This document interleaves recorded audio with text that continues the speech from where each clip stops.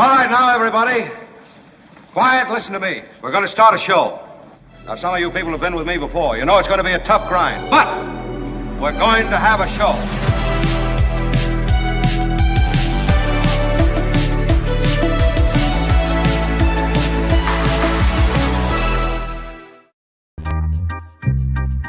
What up, everybody? Happy day after Election Day as votes are still tabulated in key races across this country. It is so cool to have you part of the morning mix. Yeah. We got such a special show for you today. You're really going to like it. Yeah, you're really going to like this show.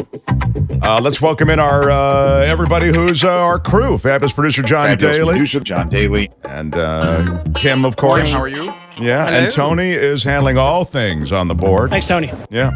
So, welcome to our madness today. It is a delight on this day after a red wave was expected to report there really was no red wave. Now, there is a critical count going on for control of the Senate. And it does appear as though the GOP, of course, will get control of the House. That's not really a surprise, but they'll do it with a far thinner margin than was originally anticipated. And we'll talk about the polling and sort of the questions around, was something missed in all the polls? So we'll get to all of that this morning. You can join us right here on the chat. You should hit us on the... you just text Yeah, it? the YouTube chat is live, and we really want to... Look at Grady Kincaid. Grady says, stoked to have this show for my morning cup of Mark. It's my birthday today. What up, Grady? Grady Kincaid's birthday. Yeah, happy birthday, my friend. That's very, very cool. It's really exciting today, Grady, for your birthday and for... I also had an acknowledgement, though, before I bring Jim on. Didn't I have a special acknowledgement, John? Yeah, it was for Lynn. Yeah. Can we get that going? That was yesterday, and I tell you, we go through the comments, we go through those people who have made a contribution, because we do need contributions to stay on the air. Right as we had just gone off the air yesterday, There she is. somebody made a contribution. There she is, Lynn Shemsholan. Lynn Shemsholan, or Shemshoian. Shemshoian, and I know I'm blowing your name, Lynn, and I'm so sorry, because I am overwhelmed and pleased and gratified by your generous super sticker yesterday, right as we went off the air. $49.99. Come on. I'm not gonna cry. I'm not going to cry, but I'm just saying. I'm not gonna cry. I'm close to crying. I'm not gonna cry. All I'm right. not gonna cry. It's a Big shout out. A big shout out for Lynn, and thank you right before we went off the air yesterday. Thank you so much. Yes, thank you so much. That's how you support the show. Super stickers, super chats, and we'd love your contributions, thoughts about the election, anything at all. You can include those in the chat, but if you want to see all of your comments get on the air, hit us with a super chat. And that way, 100% of the time, we will read those super chats and get your comments on the air, and we'll share it with the audience. 100% effective. How about All that? right. Now, without any further delay, let me bring this guy on. He's an award-winning journalist. You know him as a former White House correspondent. And it's interesting because Jim, I believe, has won so many awards that it can't even fit into the shot he has today when we bring him on. But let's bring him on now to the, to the election music. It's the big, ladies and gentlemen, award-winning former White House correspondent, senior ABC correspondent, it's Jim Avila. Yeah. Hi, Jim Avila. Thank you, Mark. I should also mention Jim Avila. Hi, Jim. Yay. Yeah. I should also mention, Jim, that... John, yeah. Oh, there you go. Fabulous producer John Daly. Yeah, Kim, how are you? and Tony is also Thanks, there. Tony. Yeah. I should also mention that Jim Hi, Tony. didn't buy the polling. Jim doggedly maintained that the polling was flawed. That what we were hearing about.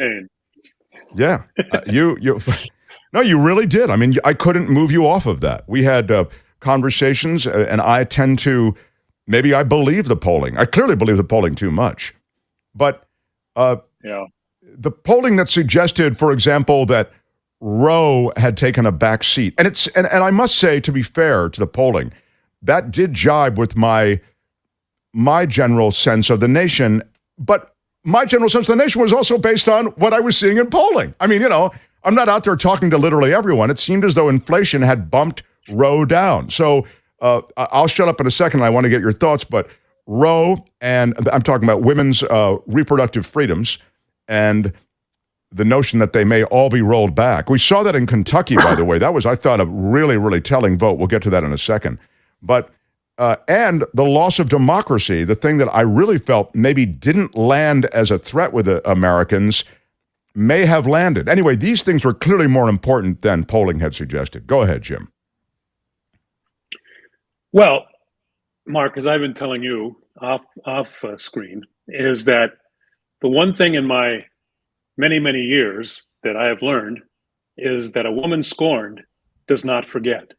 And while these polls were thinking that women had peaked in July and August about Roe, and that they were now more concerned about putting things on their table, putting food on their table, I did not believe they forgot, and they did not.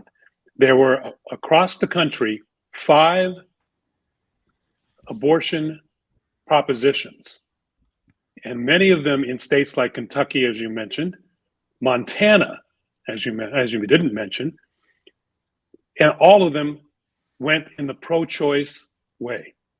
Pro-choice pro-choice won in all of them. In close races in Michigan, it made a difference with the governor. The governor, who was way behind before Roe, won big. And in my opinion, women, and young people, which people dismissed as well, young people saved the Democratic Party this time around. Now, of course, it was not a win for the Democratic Party across the board, but as far as midterm elections were concerned, this was a huge win for the Democrats. They could have been wiped out. There was no red wave. And in fact, they're still in contention for the House. Doubtful, but it's not over yet in the House. The Senate, in my mind, is pretty clear going to go for the Democrats. So that's my summary in general. One more thing. The biggest loser, Donald Trump. His candidates, the people he put up, the morons that he put in, that he thought that the people would vote for, independents ran away from them. And they lost big in Michigan. They lost in Pennsylvania. Very important places that Donald Trump was responsible for. Well, and to that point, he chose candidates out of loyalty to himself. He really runs politics like a mafia boss. And so when you're doing that with a disregard for policy, and the more extreme some of these positions are on the stolen election or on fill in the blank, and certainly the more loyal these candidates are, the more Trump is full-throatedly endorsing them. And in this case, that was poison. I want to play a little bit of some of your colleagues on your former network, ABC, from this morning. Tony, will you run a little bit of that? This is from Good Morning America this morning. It speaks to the point you're kind of making, I think, at least one of them. Chris Christie and Donna Brazile. And Chris, let's pick up where Aaron just left off. We already heard John Carl say that Donald Trump was the biggest loser. Stop right here, but first of all, let me make a point. Chris Christie, I loathe, but he's very good. He's very good at this. Except that he said that Michael Bennet was going to lose in Colorado, and Bennet won. His big I don't know that last Sunday. Yes, I'm sorry. Let me be clear. It's not his political acumen all the time, but it's acumen is a ding word, I suppose. But it's where's my ding? Oh, there it is. Thank you. What I meant, Jim, is he's a very good communicator. He's very effective as a communicator. So maybe that infuriates me more. But he's going to speak to the Trump effect. And Donna Brazile, again, I don't understand they've chosen analysts who are, I guess, good on television, but I don't know that they add much to it. But still, on the issue of Donald Trump is what I wanted you to hear. Go ahead, Tony. Thank you. Look, the big problem is that in every one of these races where, given the atmosphere, both inside these states and nationally where Republicans should have picked up. They lost because we had inferior candidates. Mitch McConnell previewed this over the summer with his concerns about Senate candidates in particular. And almost every one of these Trump endorsed candidates that you see in competitive states have lost. And it's a huge loss for Trump. And again, it shows that his political instincts are not about the party. They're not about the country. They're about him. So there's one litmus test. If you say the 2020 election was stolen, I'm with you. And if you don't, I'm not.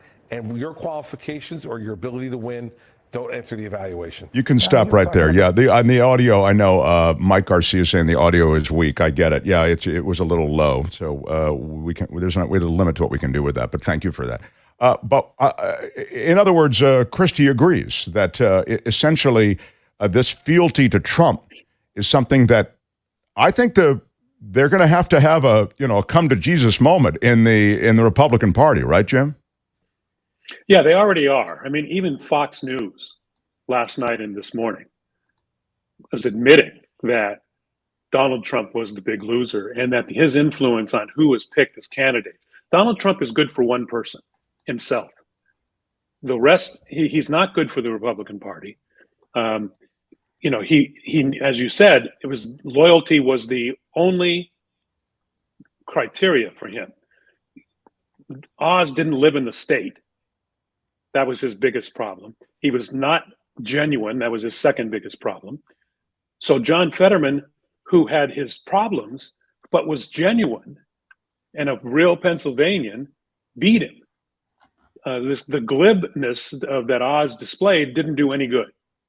The other places that he picked people, I mean, in Georgia. So the governor in Georgia beat Stacey Abrams handily. Herschel Walker is behind behind Warnock in Georgia right now, slim, and it likely is going to a runoff. CNN has already projected a runoff. I think he's in real trouble because he's going to have to stand on his own. I'm talking about the football player. He's going to have to stand on his own now because Herschel Walker, because he won't have the governor on the ballot anymore to bring Republicans out. That's a real problem for him. And the Libertarian will no longer be on the ballot. It took 2% of the vote. So now it's going to be one-on-one against him and against Warnock. And I think that's going to be my prediction is that Warnock will win handily. I want to go back to the Stacey Abrams situation in Georgia also, Jim, and then I will get back to Walker and Warnock maybe. But I was two thoughts. One is, I think some of these voter suppression measures, I view it as voter suppression when you limit the number of mail-in ballots, when you send back mail-in ballots, they really limited the number of mail-in ballots, specifically in Georgia. So when you make it harder to vote, that I consider voter suppression. And that was on display in Georgia. And it was on display in Georgia and hurt Stacey Abrams in particular, I would argue. The other thing that was going on in that race, and this is a question really for you, is that Kemp, wasn't she running against Kemp? He wasn't an election denier quite. In other words, he was seen as a reasonable red candidate, GOP candidate. And I think that was more evidence of what you're talking about, which is that there is sort of a rejection of this election denialism on the part of the GOP, and that's how that played out in Georgia. In other words, he wasn't a wacko the way some of these others are. Yeah, Brian Kemp was more of a traditional Republican who stood up to Trump. And also, there was a huge surplus in Georgia. And this summer, Kemp did a very smart thing. He sent checks to every Georgian. So they got money back from the government with his name on it, signed. That was a big deal. So, yes, Stacey Abrams was running against a very difficult candidate, and he was not crazy, and he was not a denier. The only real denier that broke through, in my mind, is J.D. Vance in Ohio, and I still don't know how he won, but he did win, and that's a shame. But he's the only big one that pushed through, which, you and I have had this discussion. Our main difference in philosophy is that I still have a great faith in the American people.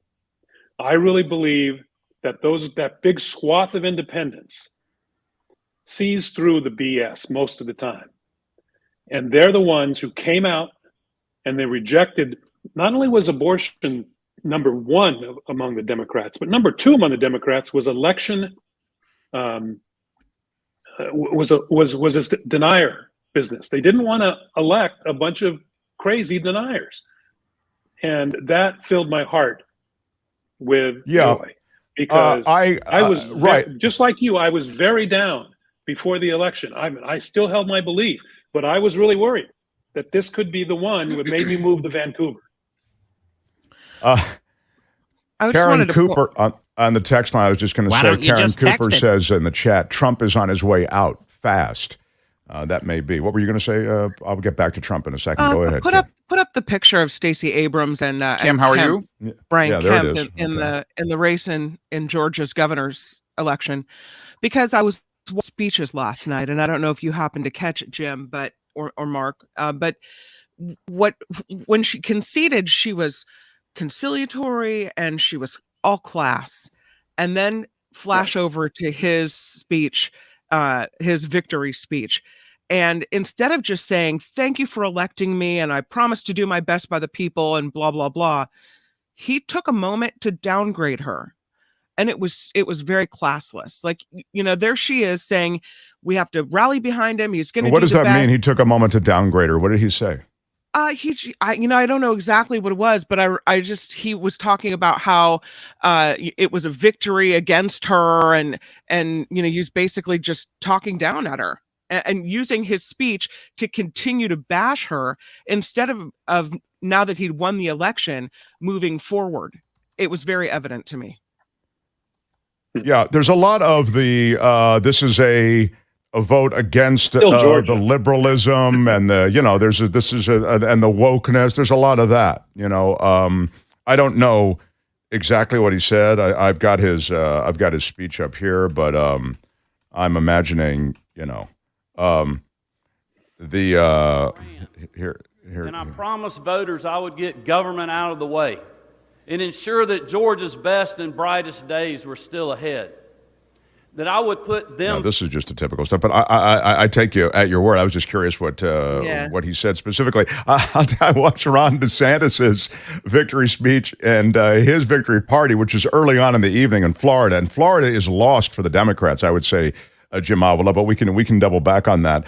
But it was as though he had won, the presidency of the universe. I haven't seen a party like that. I'm talking about a festive fiesta like that one. It was unbelievable. I mean, he won't be able to top that should he run for public office and win a bigger position. I also wanted to mention that this reporting comes out of Jim Acosta on Donald Trump. Trump is livid and screaming at everyone after last night's disappointing midterm results for the GOP. According to I'm sorry. Yeah. No, according to a Trump advisor, Trump is slamming all of his contenders. They were all bad candidates. Candidates matter, he said. There's never been anything like this. Yeah. So I guess Trump is not happy. And of course, he doesn't want any of the stink of those losers on him, Jim. And so he's, distancing himself from people like Mehmet Oz. And we'll have to see what happens in Arizona. Yeah.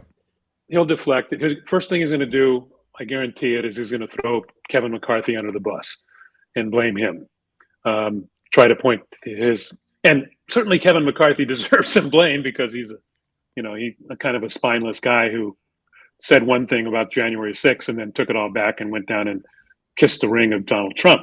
But right. That's the first. He's going to take him on. He'll probably blame McConnell for not spending money in certain places. He will take none of the blame, of course. And it's going to be interesting because Ron DeSantis has said before that he would not run if Trump decides to run. this is very tempting now for Ron DeSantis, even if Trump does decide to run. And Sure, he seems to be one of the more viable candidates. He gets indicted. Right. He seems to be right up there. And unless Trump is indicted, and maybe even, I'm not sure among the base if it matters if Trump is indicted, because they'll probably just rally around him and claim that that's a political thing. So now I think it sets up possibly a DeSantis versus Trump situation. But do I hit it long? I still believe Trump is good for Trump. Yeah, Trump. Look, Trump is good for Trump. Yeah, Trump is a powerful brand. We'll get back to Jim Avila in a moment. Trump is a powerful brand, but it's lost a lot of power. When I say it's a powerful brand, there is a segment of America that will die with Trump. It is a cult of personality. We've talked about this before, but his political viability is very much in question. I'd suggest there is a poisonous aspect to Trump that we've all seen all along, but the GOP is finally waking up to that this morning. Now, the Kerry Lake, who is a total Trumpist, the Kerry Lake effort in Arizona has still to be decided. There are 400,000 votes still outstanding. So more on that as we get back to the award-winning journalist who's joining us today, Jim Avila, to unpack the election. And The Mark Thompson Show. Right now, I want to get to our super sponsor. Yeah, he is our exclusive sponsor, Steve Moskowitz. What up, Steve Moskowitz? How are you? I'm fine, Mark. Always good to chat with you. And I wanted to ask you if I can say a bad word on your show. Is that okay? Yes, please. I think, John, is it okay if Steve can do anything on our show, can he? He's our sponsor. I will make an exception. Go ahead, Steve. IRS audits. There, I've said it. No. Oh, my God. Oh, my God. I'm Shadow Stevens for the Mark. No, not Shadow. Where's my oh, my God? That's what I was looking for. Never mind, Steve. I'll find you the oh, my God later. Go ahead. What if you do it on the next one? Yeah. So the bottom line is it happens. And when it does, if you think you're the most innocent person on the planet, or if upon reflection, you wish you've done some things differently, you really need good representation. Think of an IRS audit like a heavyweight boxing match.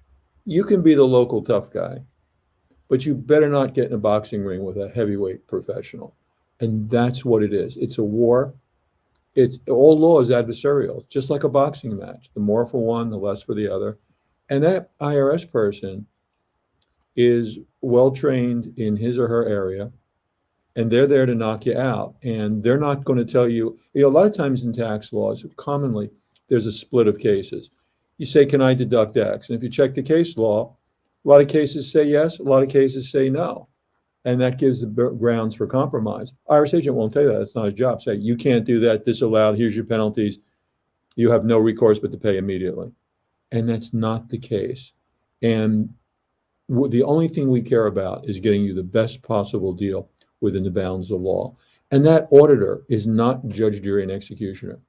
If we disagree with him or her, and in almost all cases, we can go for you. You don't have to talk to the IRS, deal with them, have anything to do with them. And it is not an advantage to have you there because, again, it's an adversarial match. If we disagree with that auditor, we say, okay, we disagree with you. And we go right over his or her head. There's an effective system of appeals. There's the tax court. And the bottom line is we're here for you. And in real life, there's a lot of difference between oftentimes what an auditor starts off with and what the final determination is going to be. So don't be afraid. Steve, even if you can just buy me enough time for me to flee the country to some safe haven, that'd be fine. You wouldn't want to do that because most people have tried to actually don't like it and come back. I see. So and also the IRS has a lot of international agreements. There's a lot of places they can get you. It's much better. Okay. It's much better if you send me to go ahead and explain to the IRS what you've done rather than something like that. And people have all kinds of ideas, oftentimes wrong on both ends as to what they can do or should do. And the bottom line is we've dedicated our professional lives to tax, and we go there for you. We're your advocate. That's all we care about, getting you the best possible deal within the bounds of the law. Well, you're getting some great love in the chat, by the way, so you should go back and see it. People appreciate your knowledge, your depth, and your integrity, and your skill. That's why I call him the Ninja. He's Steve Moskowitz. You can reach him at 888-TAX-DEAL. 888-TAXDEAL, whatever your situation. Maybe you're facing an IRS audit. Steve can do the heavy lifting and represent you. You don't even have to go in. 888-TAX-DEAL. 888-TAX-DEAL. Also online, MoskowitzLLP.com. Moskowitz is spelled Moskowitz. Oh, my God. Finally, I get the oh, my God. All right. Steve, we love you. We'll talk to you next hour. Thanks, Mark. Love you too. Thank you, my friend. Steve Moskowitz, everybody. Hey, which one do you use? Mark Thompson? Use Mark Thompson. The Mark Thompson Show. So, President Biden is going to speak today at 1 o'clock our time. Unclear what he'll be speaking about. I just mentioned that there has been a retrenchment, a retreat almost, I guess you could call it a retreat, of Russian forces from part of Ukraine.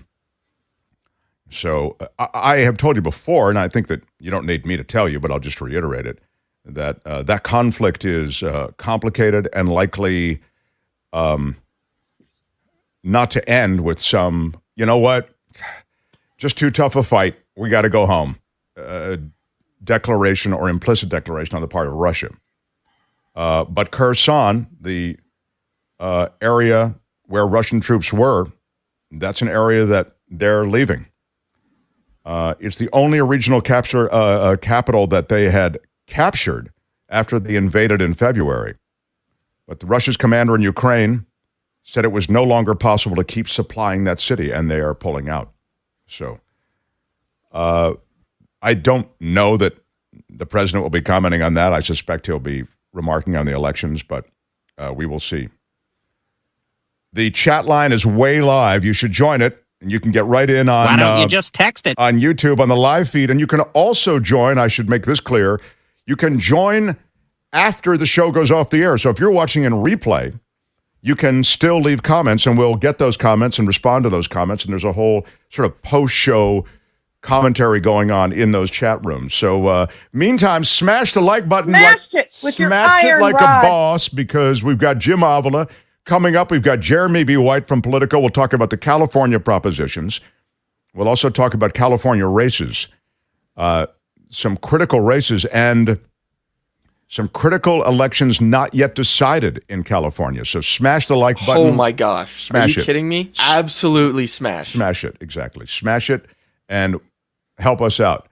I hadn't seen that banner before. Click, but smash it with an iron, with your iron rod. Smash it with your iron rod. Smash it with your iron rod. Subscribe and also share the show as we try to grow this community.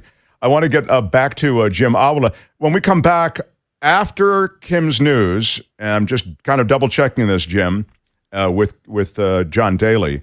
After Kim's news, John, then I will acknowledge all the donations so far, and I'll talk about the merch a little bit, and then we'll have Jeremy B. White. Is that what's happening? That's correct. You deserve a ding. All right. I will. Fabulous producer, John Daly. And I'll take a ding wherever I can go. Retrenchment as well. I was thinking that. Yeah, that was pretty good. Yeah. Okay. KJO and Exile t-shirt, by the way, at getmarkmerch.com. KJO and Exile t-shirt. Many of you have gotten them and have sent me pictures. We have them in white and black. We should send Jim some merch, but actually Jim is a big supporter. Jim Avila, ABC correspondent, is a big, is former White House correspondent, former senior correspondent at ABC. You've seen him on 2020. Great political analyst. He's a big supporter of this show, and he does have Mark Thompson Show merch, which is really cool. I've seen him lurking in the chat room. I have watched it. Yeah. Yes, he participates in the chat room. He's participating and usually chastising me.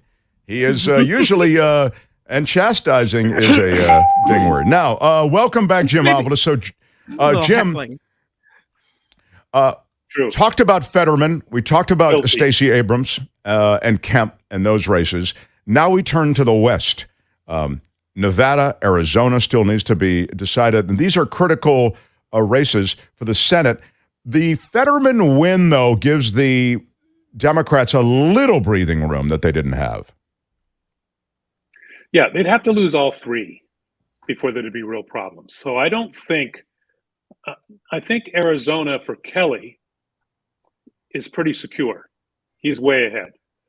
I'm a little concerned about Kerry Lake. I think that may be real tight and, go to court and all that other stuff. But I think that the numbers look good for Kelly, which would mean that we would have a 50-50 Senate and Kamala Harris would still have the deciding vote.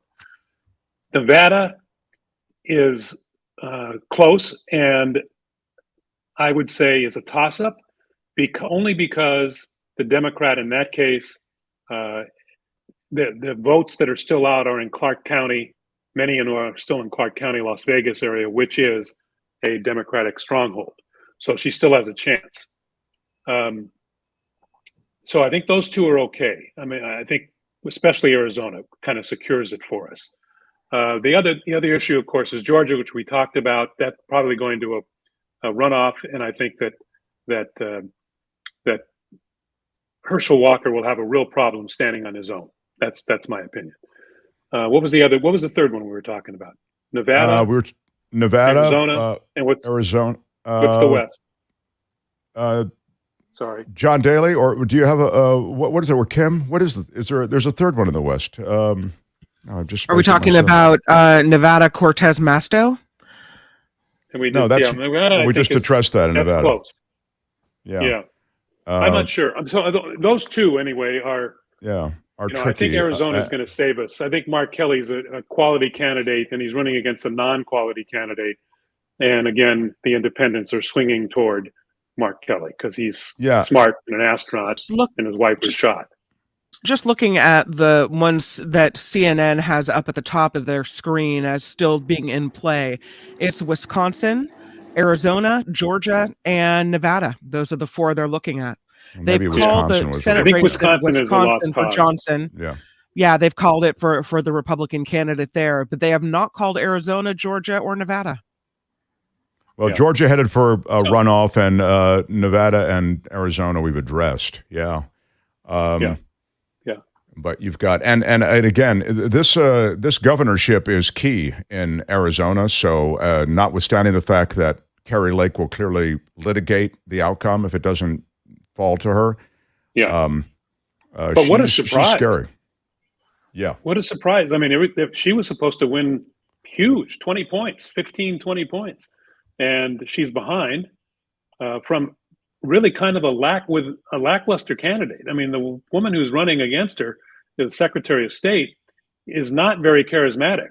And so this is an anti-Kerry Lake vote more than it is a positive vote for the Democrat in that case. And I think, again, that's good for our country. I mean, it really is something that we should take a deep breath and appreciate. Among the fact that the women came out like crazy and youth came out. The youth vote at colleges across the country, in Michigan, in Arizona, in Texas, the lines around the block for young people to vote was really encouraging because they don't normally do that, as you've pointed out many times. But I think both the abortion issue and also the student loan issue have really brought out the young people. That's a really good point. The student loan issue I hadn't touched on. Oregon still counting. I will address the Wi-Fi issue. We're not on Wi-Fi. Tony, when we come, I don't know what the problem is with my signal. We're gonna get on that. I'll bring a new camera today. See if that. All right. I don't know what's happening because it's a little pixelated. So sorry about that. Democrats defy GOP hopes is on the screen now. I mean, the GOP retakes the House, but thinly.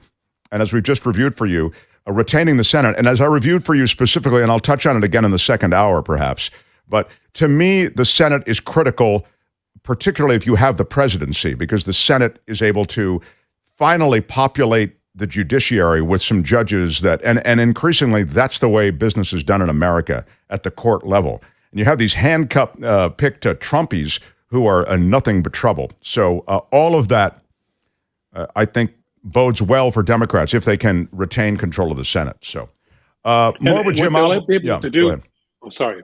I'm just going to say what they'll also be able to do is stop the craziness that's going to happen in Congress if the Republicans take over. These idiotic investigations. They're going to impeach Joe Biden for what? for stumbling over speeches. I mean, that's pretty much his biggest problem, right?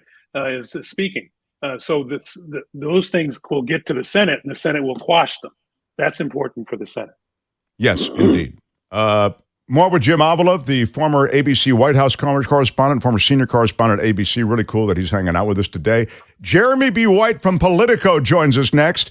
We'll talk about California politics, California races, all the ballot initiatives and propositions. We'll get to all of that next. Smash it like a boss.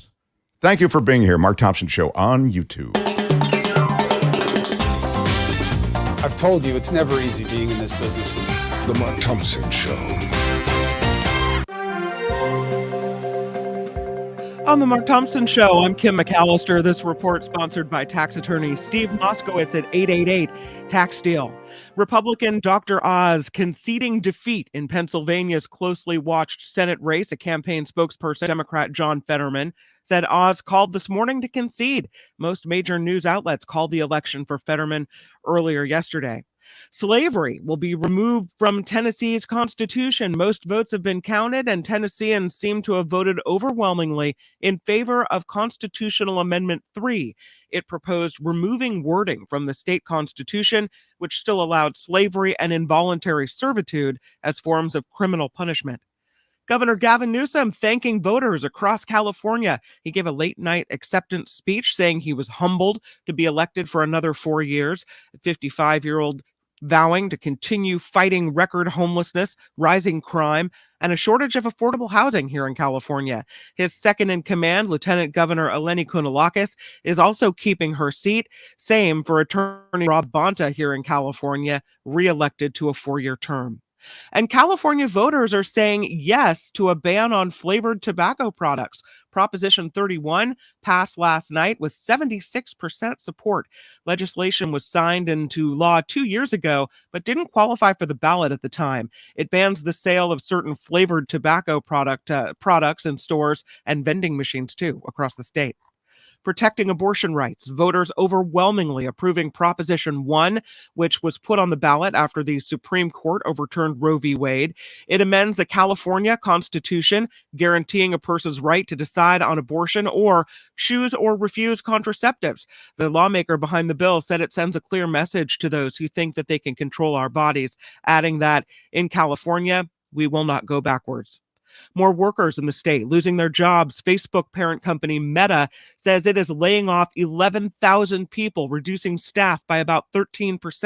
CEO Mark Zuckerberg apologized in a blog post to employees this morning, saying he knows it's tough. He wants to take accountability for those decisions. WNBA star Brittany Griner, she's being moved to a Russian penal colony. She's set to serve the rest of a 9-year drug smuggling sentence that was upheld late last month. A Griner's Russian attorney said in a statement earlier today that the Phoenix Mercury Center is now on her way to a penal colony. Griner, of course, arrested in February after screeners at a Moscow airport found a small amount of cannabis oil in her luggage when she arrived in Russia to play during the WNBA offseason. And Academy Award-winning actor Sean Penn is gifting his Oscar to Ukrainian President Zelensky as a symbol of faith to get through the war with Russia.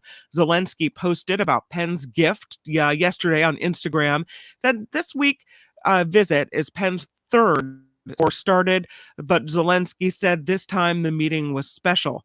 And Zelensky wrote that Penn's Oscar is now a symbol of faith in the victory of Ukraine, and it will stay in Ukraine until the end of the war.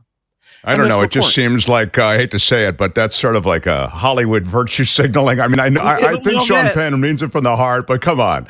And I'm going to give him the most important thing I have, my Oscar, to the people of Ukraine. We'll to the extent that it brings attention to the struggle there, I guess it's good. So I don't know. It just felt very Hollywood to me. Yeah. Yes, it's very self-serving a little bit, I think. Yeah. I don't know. This report sponsored by tax attorney Steve Moskowitz. For more than 30 years, Steve has put his tax knowledge to work for individuals and businesses alike. So if you need help with your taxes, give Steve a call. It's 888-TAX-DEAL or online, moskowlp.com. I'm Kim McAllister on The Mark Thompson Show.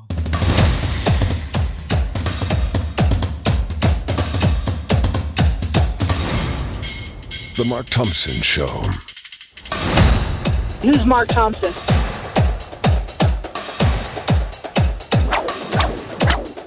Feels great. When they raided Mar-a-Lago, God didn't like that. Well, what up, everybody? Thank you for joining us. I want a couple of quick shout-outs. We're so glad that Jeremy B. White is going to be joining us because there's so much going on in California. We've been talking about the national political scene, but in a second, Politico's Jeremy B. White, who does the California playbook, and there's a lot to talk about. So we'll get to all of that. Grady Kincaid, from my cup to yours, we need you. Thank you. Grady, thank you for that $19.99. Supports the show. We appreciate it very much. He's giving to us on his birthday. I know. It's very, very cool. I mean, I don't want to cry. I'm not gonna cry! I'm not gonna cry! I'm not going to cry, but I'm very thankful. Thank you so much. Thankfully, those ads for propositions are done, says Gail Guthrie. Thank you, Gail, for $19.99. Thank you. That's really true, too, huh? Sharon Kidd, $19.99. Yes, no more proposition commercials. Smash the like button. Thank you so much. Yeah, thank you, Sharon. Appreciate that. So true. Mike Hendricks for $5. What up, Mike? Thank you so much. Thank you so much for that. And appreciate all the ways you support the show. You can smash the like button. That helps us in the logarithmic world of YouTube. And also you can make contributions through our Patreon site. Everything's at themarkthompsonshow.com. There's a PayPal link. There's a Patreon link. And of course, here on YouTube, there's the super chat and the super stickers. And those are great ways that you can make a donation in the moment. We'll acknowledge you at, every half hour. We do all the acknowledgments, and we really appreciate that. This guy does the California playbook for Politico, and I'll talk about the merch a little bit later. I want to get to Jeremy. He is Jeremy B. White. So kind to spend some time with us. Wow, what a busy couple of days you've had. How did the pollsters do in California forecasting what would happen?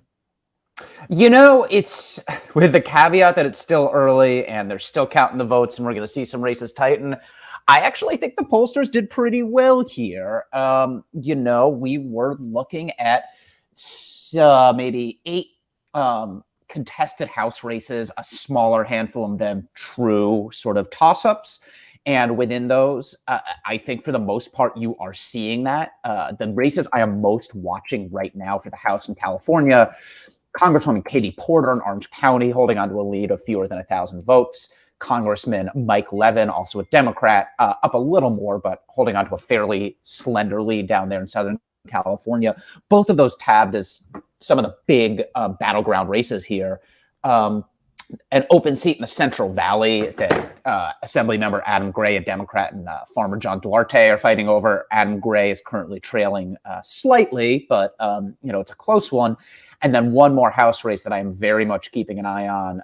Republican Ken Calvert down in the desert is trailing Democrat Will Rollins. That district got Palm Springs drawn into it as part of redistricting. So it's gotten a lot more progressive and candidly a lot gayer. And so, we will see what happens. I was watching some of those last night. It's so difficult in California because you want the results right now. You see East Coast results coming in, and yet, we just, especially on the races, just being so tight as they are this year, you just don't have those kinds of results early. You mentioned the GOP and some gains, and the Katie Porter sort of hanging by a thread. The Central Valley race, you mentioned that, right? Melissa Hurtado? And so a state Senate race there. That one is one of the was for Senate Democrats. That was their top defensive priority. Millions and millions of dollars went to protecting Senator Melissa Hurtado, a moderate Democrat in Central Valley, and she is trailing. Central Valley, those votes come in slowly. She's trailing by about 3,400 votes at the moment, which is a fairly significant margin. That one is certainly not over, but, that's one where a targeted Democrat is losing. There are a couple other assembly races in which targeted Democrats have fallen behind. So I think certainly in California, as in other parts of the country, we didn't see this big red wave that we were expecting, but it does look like Republicans have the opportunity to maybe pick up a couple seats in the legislature. The House looks like the parties may more or less fight to a draw, perhaps a shift of one seat in either direction. The controller race, I saw that Lonnie Chen went down, even though there was a lot of in the media ecosphere, he was very well thought of and well endorsed. When I say that, I'm talking about like places like the LA Times, I think, endorsed him. And the mayoral race in Southern California, that's down to a really tough. It's remarkable. Karen Bass is way ahead of this guy, Rick Caruso. We've talked about it before, and you kind of have brought some clarity to this. But, to draw this tight, this late in the count, wow. And I should note that it's actually fairly early in the count in LA. Oh, is it? Oh, yes. So, we are expecting, we're not expecting a victor in that race until, I'm guessing, sometime next week at the earliest, keeping in mind we are not getting another update from that race until Friday. In the primary, it took quite a while for the votes to be counted. It took days for Karen Bass to surpass Rick Caruso in the primary. She ultimately beat him by, I think, 7 points. As it currently stands, there's about 500,000 votes counted in that race. I suspect we will see a fair amount more than that. So it's definitely early days there in the LA mayoral. Speaking of LA, though, it does look like the controversial sheriff, Alex Villanueva, there is headed to defeat. He is somebody who has courted a lot of controversy in his term, resisted oversight. His deputies recently raided the home of a supervisor who has scrutinized him. A lot of folks saw that as an act of political retribution. And so the mayoral one, we're going to have to wait on for a while, but it certainly looks like the voters of LA have likely selected a new sheriff. Yeah, and it's interesting, live by the sword, die by the sword. As I recall, he beat an incumbent, which is very hard to do, in general, but also in that sheriff's office. And here he is, the incumbent, and likely to go down to defeat, as you suggested.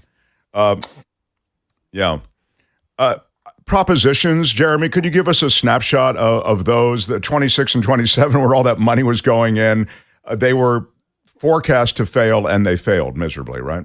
Those are the gambling propositions. Absolutely. And look, I don't think there were any surprises in the ballot initiatives. The gambling measures failed catastrophically in the case of Prop 27. The measure backed by DraftKings et al. That would have allowed them to essentially control sports betting online. Last I checked, it was losing with like 84% of the state voting against it, which is just the craziest margin you will ever see. Californians voted to protect abortion rights, dedicate money to school, arts and music funding, instruction. Third kidney dialysis initiative in a row went down. All things that I think folks more or less expected. The only ballot initiative that I think was sort of kind of competitive, looking at the polls, was the Lyft-funded Prop 30, which would have funded electric vehicle stuff by raising the income tax of wealthy Californians. That one defeated handily. So a fairly drama-free ballot initiative slate this time, I would say. We're talking to Jeremy B. White, does the California Playbook on Politico. You should get it. Google it. It's their regular updates on everything going on in California. And I think you'll find it a great repository of so much good stuff. It's not all straight politics. Repository is a ding word, by the way. And you know what I like among about it? What's that, Jeremy? You don't think it should be dinged? No, I was just going to say, what I like about the California Playbook at Politico.com is that it's not very long. It's like maybe 3, 4, 5 paragraphs. And after that, you feel with so much knowledge about what's happening in the state. And people are like, how do you know that? Well, because I read the California Playbook. That's high. Right? Oh, okay. I appreciate that. We do our best to keep it tight. Yeah, it's true. Our attention spans are short. Give me the quick hit. Our target audience is people like lying in bed in their underwear scrolling through their phone. So we try to meet people where they're at. There you go. That's very funny. Well, I didn't go. What? Okay, so do you have a tweet in the Playbook? I think it's today where you. It's from Deanna McDonald. It says, Los Angeles. Let me put it in a way you can understand. Celebs endorsing Karen Bass. Kerry Washington, Natalie Portman, John Legend, Jane Fonda, America Ferrera, is it Aloe Black? Celebs endorsing Rick Caruso. The Kardashians, Gwyneth Paltrow, Katy Perry, Elon Musk, Chris Pratt, and Scooter Braun. Yeah. Yep. Yeah. I mean, it's a very LA. One of the funny things about watching that race, the moment that I think the most people were like, what, was when Snoop Dogg endorsed Rick Caruso. A lot of folks were like, okay, Snoop. I mean, whatever. I don't think celebrity endorsements really convince anyone, but it's very interesting in LA seeing where the sort of celebrities who can afford homes in Beverly Hills are falling. Yeah, exactly. I think it's wealth trumping any kind of celebrity ultimately. But did we leave anything out? I'm going to let you go, but it's so cool that you spent some time with us. I just think that in California, as you say, things kind of went, the DA's race in San Francisco, Brooke Jenkins. Yeah, I think Brooke Jenkins, who was appointed to replace Chesa Boudin, who was recalled earlier this year, I don't think anybody doubted that she would win. Part of the question was whether she would be able to avoid a runoff. It looks like she will, given San Francisco's ranked choice voting system. So she's probably sitting pretty. That one was fairly drama-free, and we will see. Yeah.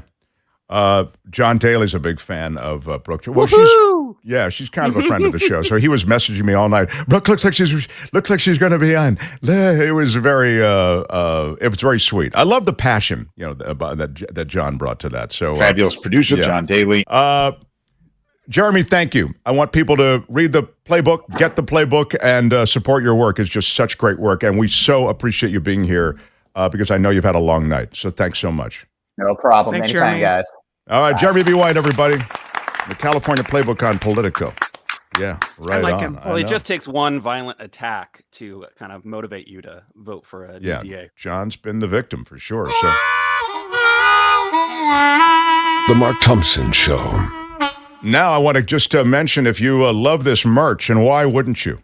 In this pixelated picture that you're seeing of me, I know I look blurry. We don't know what the deal is. We're on a hard line, and we're on all these things that should make my picture clean. But we'll have an investigation after the show. But It's a nonetheless, conspiracy, man. Yeah, it could be, dude. There's something going on.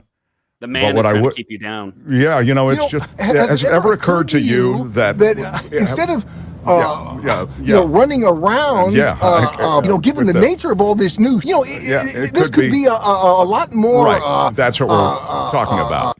So what I'm saying is that the KGO and Exile T-shirt is available for your purchase, and the funds go to keeping us on the air and giving me a clearer signal, apparently. The KGO and Exile T-shirt is available in black and also white. That's right. You might be more of a white T-shirt person. Well, there you go. So wear the rebellion, my friends. Wear the rebellion. The KGO and Exile T-shirt is a com. I feel like markmerch.com. I feel like if this whole YouTube show doesn't work out, you really get a job at QVC. Well, I'm pitching. That's definitely that's definitely the idea. But I also want to know, you know what? Wait a minute. What's that? You could do a PBS pledge break. You'd be good at that. I wanted to also showcase, and this just came in. I know this is merch. I haven't opened it. I thought I'd open it on the air. Oh, it's an unboxing. Yeah, it's an unboxing. This is a pixelated. I know we're a little pixelated and blurry, but nonetheless, you'll receive your merch, and oftentimes this attractive protective sleeve. And in this case, let's see what it is. It is a hydration Mark Thompson system. Show. This is actually not the hydration system. I believe it's considered the considered a cup. Now, it's for hot or cold beverages, and it's you can see it there. It's a tumbler is what we call it, right? The Mark tumbler. Yeah, and that has a clear plastic lid. Now, folks, we only have 500 of these left. That's right. That's for QVC. So you're going to want to get in now. Yeah, you really do want to. You really want to get on this. But this is Once they gone.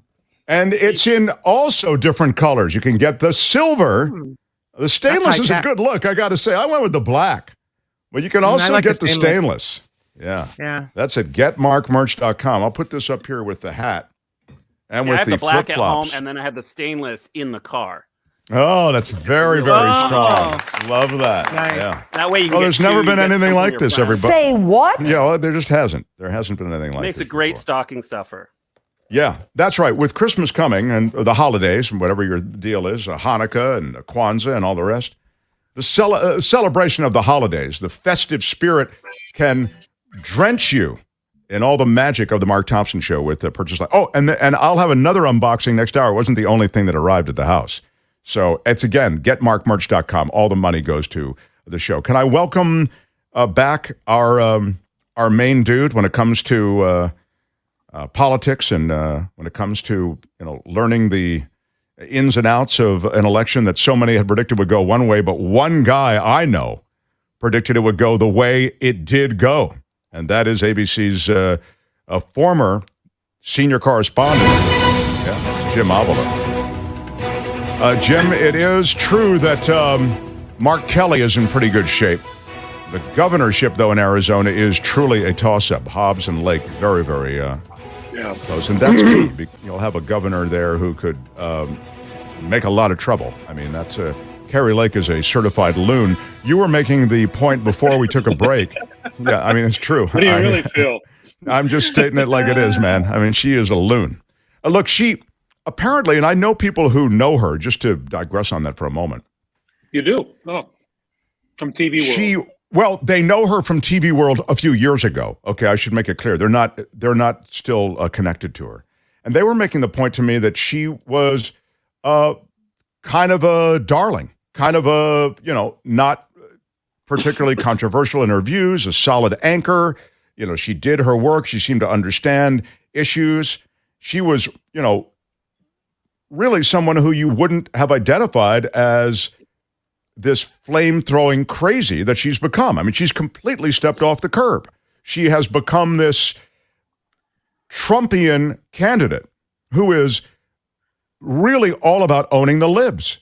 Even in her debate, which was talked about, it was so concerning that Kari Lake would create chaos that they didn't have the debate. At least that was the articulated reason they didn't have it. So anyway, that's a race that is very tight and still has to be decided, the governorship of Arizona. Right. And she married a cameraman, which is always, if you're in the TV world, know that it's always kind of scary. The cameramen do tend to walk away, though, with the talent. I've found that to be the case in more than one instance. Yeah. Well, and he's with her. I mean, I don't know how much your audience knows about that, but he's with her everywhere in public, and he's recording everything. Every interview, every interaction with the public, he's there with a camera. They claim it's so that she's not misquoted or taken out of context, which, as a reporter, why would you have to do that? She's nuts. I mean, you just have to put her on the air, So, and I don't really know what happened. I've heard those stories too. My brother who's in the business too. He used to work down there in Phoenix, and he said that she was, just a normal anchor, but never very deep. And that to me may be the key, is that she's able to front whatever she decides is going to be good for her. Take on she's a chameleon. She's able to and very slickly present that in a form probably better than Trump. I mean, she's very good. Oh, most certainly. When she's articulate and she's user friendly, she's telegenic. She's talked about, and I mean, I would say she was talked about up until about 15 hours ago as a possible running mate for Trump. That when Trump ran, he'd want some telegenic, easy to swallow kind of candidate like Kari Lake, who would just carry the water for him, since she's already essentially carrying his political water. But now that arithmetic may change. Kind of great. Yeah, that's right. Kari Lake doubles down on false 2020 election claims, calls them facts. Yeah, these are all headlines we're posting related to her. In the spirit, I didn't see that last dangerous comment. part for her. The dangerous part for her, Mark, is that she'll have a great effect on the next election if she wins, and her number one thing she's already said in her speech last night, that the first thing she's going to do is go in and rip apart the election system and change it and to her liking. So that's the biggest danger, I think, as a governor for Arizona. And it is refreshing that, despite the fact that she had a 20-point lead, that Arizona, surprising to me, has stood up and made it at least a close race, and she may lose. Right. Exactly right. So Kim's posted a bunch of different texts along the way, and you can pick and choose those that you feel land with you best. But thank you for participating in the Why don't you just text it? Yeah, the texting of the chats going on YouTube. More with Jim Avila in the next hour. He's agreed to hang out with us all day today. I mean, for the next hour as well, so that we can learn a lot from this guy who covered the White House, who's covered candidates around as they traveled around the world. I'm talking about it when he was a White House correspondent. I guess he traveled all over the world with Obama, but all over the country when it came to so many candidates, so many races, so many news stories. Jim Avila, real luxury to have him with us today. Smash the like button like a boss, and that helps us in the logarithm at YouTube. That's how it works. Smash. Yes. Smash. You've got to smash. Absolutely smash. Even if you're watching in a replay, hit the like button, which is just the thumbs up. Thank you for all the ways you support us. I'll acknowledge some super stickers and some super chats as we continue. If there are no other comments, I will now convene the news portion of our show, and we will see you on the other side. Mark Thompson Show live on YouTube. The Mark Thompson Show.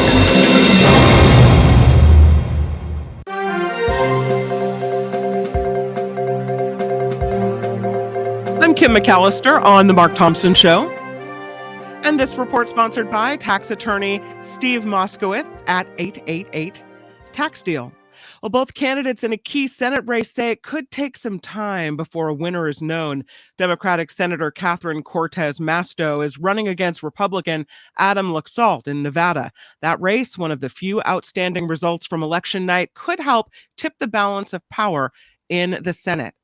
A measure to legalize the ownership and the use of psychedelic mushrooms is getting some support now from Colorado voters. Unofficial results from last night showed more voters in favor of Proposition 122. However, the measure was only narrowly leading, with the votes still being counted there. Much of Florida under either a tropical storm watch or a hurricane warning, with evacuations ordered in multiple counties.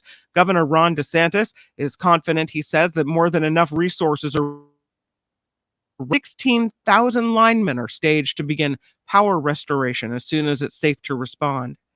And as we mentioned earlier, Facebook's parent company Meta is laying off more than 11,000 employees, many of those in the Bay Area. In a call with executives, CEO Mark Zuckerberg said the focus next year is on a small number of high-priority growth areas. The employees will reportedly receive 4 months' salary as severance, plus 2 weeks for every year they've been with the company. Elon Musk set to meet with some of Twitter's largest advertisers as the billionaire takes action to overhaul the social media site. The meeting comes after Musk reported a massive drop in revenue due to companies pulling their ads from Twitter, advertisers leaving the platform due to concerns about the rise of misinformation and hate speech. And this report, again, is sponsored by tax attorney Steve Moskowitz. For more than 30 years, Steve has put his tax knowledge to work for individuals and businesses alike. If you need help with your taxes, give Steve a call. It's 888-TAX-DEAL, or you can catch him on the web, moskowitzllp.com. I'm Kim McAllister on The Mark Thompson Show. They had to close down an entire radio station to silence him. And now he's here. Ladies and gentlemen, Mark Thompson.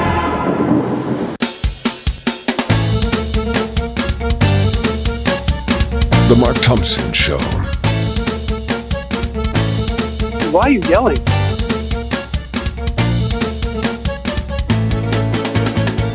That's not fake. That's real. It's fantastic. Who's Mark Thompson?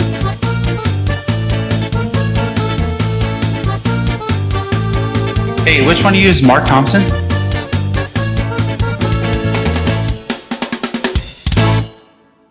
Oh, yeah. Thanks, everybody. Please, quiet down if you would. Delayed, but applause delayed is still applause. Jay Lee, come on, a shout-out to Jay Lee, everybody. Big shout-out. Big shout-out for Jay Lee. Thanks for the $20 super sticker, Jay. Very cool. Thanks for your help. Lydia Lyons, Patisserie Boisserie. Jim Avila rocks. Wow. Thank you. Big shout-out. Big shout-out, Lydia. Yeah. Pamela Stevens for $19.99 super sticker. Thank you very much. Yes, thank you very, very much, Pamela. How cool. Nancy Benoit, so thankful to have you, Kim, John, and Tony, and your amazing guests. Doubled my Patreon amount in gratitude. I'm not going to cry. I'm not going to cry, but I'm saying I'm close to crying. So thank you for that. Big shout out. Big shout out. Yeah. Laura Rawson for $10. Thank you, Laura. Thank you. Really cool, Laura. Thank you for the super sticker. Kimba Cat, $5. All of you are awesome. Happy day. Thank you so much. Thank you so much, Kimba. Kimba Cat. Yeah. Very cool. You can leave a super sticker. There's also super chats, just the way you saw there, right here on YouTube. If you're watching on the delay, if you're watching after the fact, you can punch the heart with a $sign in it, and that will leave us money.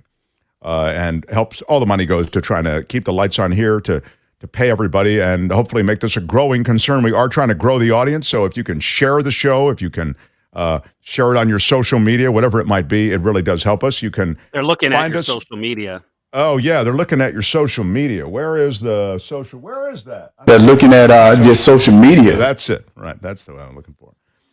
TheMarkThompsonShow.com is where you find us, and you can email us at TheMarkThompsonShow@gmail.com. Maybe if there's a story that you find, you want to send us a link. We usually look at those. Don't go nuts, but we do love hearing from you. So TheMarkThompsonShow@gmail.com. Meanwhile, subscribe, share the show, and smash that like button with your iron rod. That's right.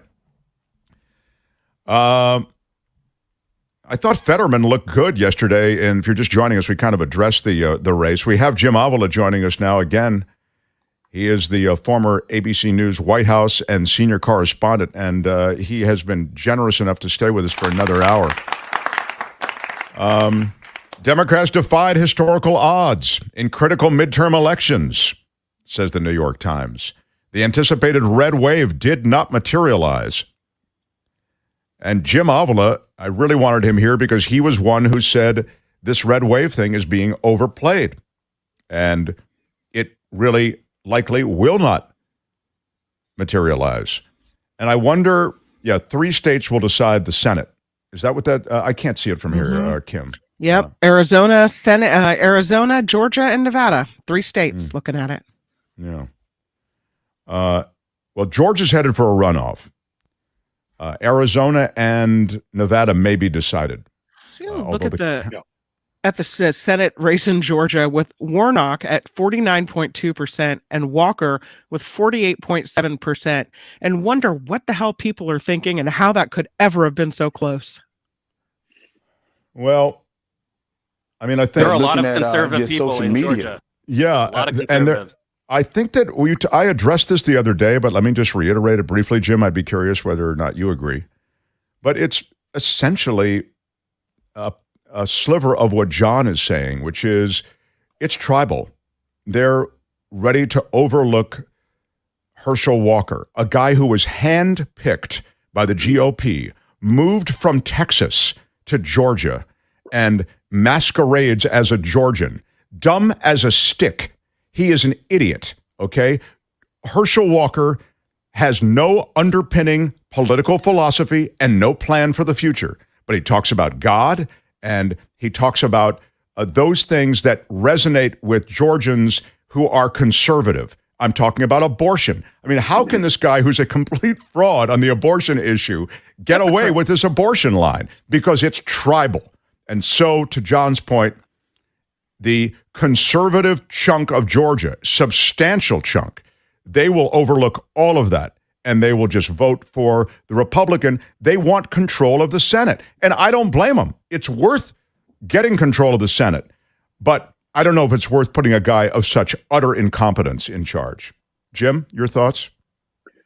I think that's true. I think Georgia was sold on the fact that this is an important race and that you have to back Herschel Walker no matter what, even though he is a dunce and even though he's lied to you over and over and over again, that all that doesn't matter because he's going to be the 51st vote. And I think that's what Georgians did. I think they overlooked the other stuff. Remember, he could make a cut. He could go back, he could stop on a dime and accelerate incredibly from the halfback position. And that's what's in their minds. He's famous. Trump endorsed him. He means the difference between in the Senate. He could be a big factor. And I think that's the reason why Georgians voted or are voting for him in such large numbers. I do think, as we've said before, if you didn't hear the first hour, my bottom line commentary on that is that he will have to stand alone in a runoff. Kemp brought a lot of Republican voters to the polls. He won handily, and Herschel Walker was on his coattails. Also, there's going to be no libertarian candidate in the runoff. Therefore, it's just going to be Warnock versus Walker. And I think that he will have a hard time standing up to that kind of challenge. As I've noted, go ahead. The third candidate that took 2% in that race, obviously not part of the runoff, but where do those votes go? Right. Well, that's what Jim was saying earlier. Yeah. Go ahead, Jim. That was the libertarian candidate. Question. I think that what it was, I think they'll stay home, first of all, is my observation. What they did was most of them are probably conservatives or Republicans who could not hold their nose and vote for Herschel Walker, so they voted for this guy. This guy is not going to be there, so the motivation to come to the polls at all, and they won't come to the polls because they were coming anyway because they wanted to vote for Kemp. Now Kemp's not there, so they won't come to the polls to vote for Kemp. They'll just stay home, and I think that's going to make a big difference. I apologize. My dog is mad at me. No, we actually, in this case, usually Jim treats us to a festival of different sounds, but today it's been fairly quiet, so no problem. I was going to mention, though, that, before people get too excited, and I am excited that the red wave didn't materialize, and I think it's great to have Jim on because, as I say, he had indicated he didn't think the red wave would materialize despite the polling and sort of the media loop that was stating that. And I believe the polling, and I feared the red wave. I wasn't sure. I had read scenarios, and I talked to Jim about different scenarios and different takes that would suggest that the red wave wouldn't materialize. But all of that said, it didn't. Okay, now, I hate to be, and Jim always says I'm the pessimist, but I hate to be cherry picking for bad news. But one of the rioters at the Capitol, okay, he was technically at the Capitol, but I think didn't actually enter the complex. He won in Wisconsin. All right. So I thought, as again, I don't mean to cherry pick, but 4 House seats went to Republicans. One of them was this guy, Derek Van Orden is his name, a retired Navy SEAL who was at the Capitol while rioters stormed, and he beat a Democrat, and in a seat that has been held by Democrats historically. In New York, Mark Lawler stunned Representative Sean Patrick Maloney, the chairman of the House Democrats' campaign arm. I mean, this was big. So the Republican takes it from the head of the Democrats' congressional political arm, if you want to think of it, the DCCC. That was a gerrymandered district, right? And, it really surprised the Democrats. And you're right, there are a handful of, the victory. The reason why they're calling it a victory for Democrats is because it wasn't a huge red wave.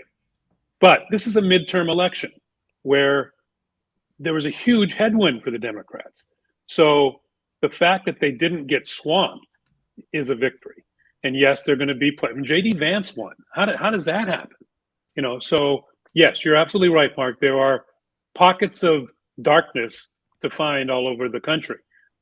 But the Republicans should have wiped out the Democrats in this case because of the economy, because of Biden's unpopularity. It should have been no contest.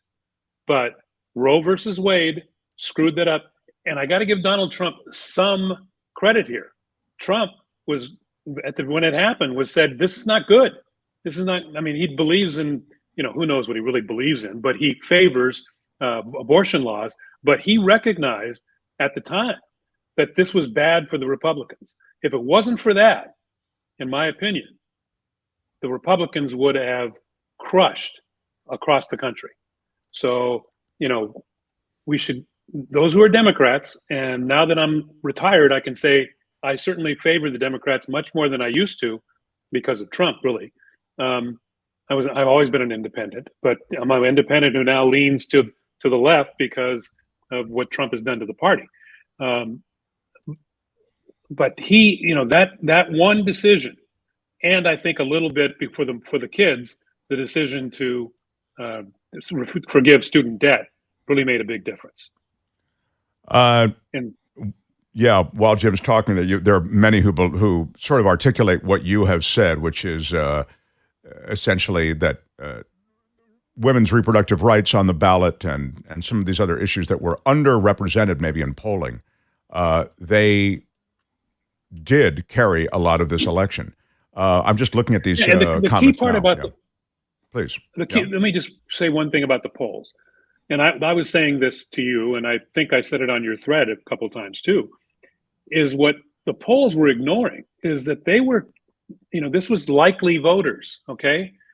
So they missed a whole section of new voters that are not called likely voters because they hadn't voted before. When haven't voted before, you're not considered a likely voter by the pollsters. So all these new women who came to the polls were not counted in the polling. And all these new kids, and I call them kids because I'm old, but these young voters were not counted in the polls. They missed that. It's a huge hole. I heard on Fox this morning, believe it or not, one analyst saying, we shouldn't publish these polls. They are so wrong. Fox was ready to celebrate, had the balloons ready and everything else, and their party was destroyed. So, the pollsters really missed out. I'm really disappointed in 538. Nate Silver was calling it a red wave. That really even in the Senate started to favor Republicans, saying it was likely. And he's a smart guy. I don't get how he missed this surge of female voters. I don't get it. A new headline this morning just popped up that the House still too close to call, but Minority Leader Kevin McCarthy is feeling so good about the odds that this morning he sent a letter to his caucus officially announcing his bid to become the next Speaker of the House. Well, he's in the battle. He's in a real political battle for Speaker. I don't know that he's going to get it. Kim, how are you? We'll see. I don't know, but I'm not surprised. People are going to be very upset about him. They're going to be very upset with him because of this election. And the fact that he succumbed to the Trump candidates and, went down and kissed the ring. And Trump, there's a lot of, they may not say it out loud, but there's a lot of Republicans saying today in Congress that backing these Trump candidates is destroying the party. And Kevin McCarthy may take the hit on that if there's a viable candidate against him for Speaker. I want to comment on the polling, and then I want to mention what John was telling me here in the on the count for Walker and Kemp. I mean, it may be reflective of something going on in Georgia, but I'll get to it. But I want to talk, because we talk about the polls, I just want to mention how the polling is done and how because I'm seeing in the chat room, and here it is from Walter, I think the polling process is now outdated due to cell phones and so many scam calls, etc. They weight certain demographics in a certain way, and then if they can't reach the demographic that they want to reach, let's say young people, for the reasons that you say, because their cell phones, they don't answer the phone, they mess with pollsters, they don't answer honestly, whatever you might think, they assign a certain weighting to that demographic group nonetheless, even though the polling is thin, okay? This is the way they compensate for thin poll results. So when you look at polling and polling among likely voters, they're not getting every single demographic, even if they say we look at young people in this particular slice. They may get some bit of response, and then they essentially fill out the rest based on statistical modeling. So, yes, on some level, the polling is flawed, and yet it's the only yardstick by which you can measure anything. And the second point I would make is that it is embraced wholly by the media. And so its role in judging what's going to happen is amplified based on the fact that the media essentially regurgitates these polls. And we say, well, the polling here, it tends to run conservative. This poll, this Marist poll, tends to have these kinds of biases, et cetera. So that's the way polling actually happens. And you can see almost by definition that it's flawed. Jim. Well, I think you're absolutely right. And I think in this case, it actually helped the Democrats. Because instead of what it can do is dampen down. If you think you're going to lose, maybe you'll go home. In this case, I think it really motivated the Democrats to say, wait a minute, we're not going to let that happen. And I think women and women, not necessarily minorities, women and young people came out in droves because of that. And I think the Democratic solution, if they're looking ahead, the problem they have right now is the minorities are turning away, especially African Americans. They don't think that they got enough. I think that they really don't think they got enough for their investment with Joe Biden. That he hasn't come through on some things that they wanted from him. I don't know if that's a fair criticism, but that's certainly the economy is certainly hurting African Americans a lot, and I think that really resonated with them. Also, African American men are conservative many times. That's why they like Trump a lot. When he was gaining among African American men, abortion among Hispanics and blacks is not popular. And Latinos, there's a lot of Catholic Latinos who still believe that there should be no abortion. So there's a good segment of that, especially in Florida, where it's Cuban American, and they hear the socialist message as well because they came from Cuba. So the traditional strong strengths of the Democrats really needs to be attended to in this next election. I'm seeing on the chat line there are people who say they don't respond to polls anymore. Here's one. Katie Lynch says, I no longer agree to respond to polls. I don't trust that the person or organization who is who they say they are. I'm very cautious as to what I do in email or on the phone to iffy callers. And I saw also, speaking of the Latinos, I thought there was a reference to, here's Nicholas. Was it this? I believe they sent the overseeing person to Sonoma County because it reflects much the multi-generational Hispanics, although I don't know about that. Maybe He's Kim talking or about John. The Department of Justice seeing elections in 24 states. And in California, they sent poll watchers from the Department of Justice to Los Angeles County and to Sonoma County. So the text is in reference to why Sonoma County? Why would they pick this particular county in order to, to make sure things are on the up and up? Pollsters should actually poll people who vote. The younger generation doesn't vote as much as the oldsters. Sorry, but true, says Karen. I don't know about that. I feel as though the younger people are animated politically in a way. It's true. Many are feeling disenchanted with the system that they should be disenchanted with. I mean, they should be turned off by it.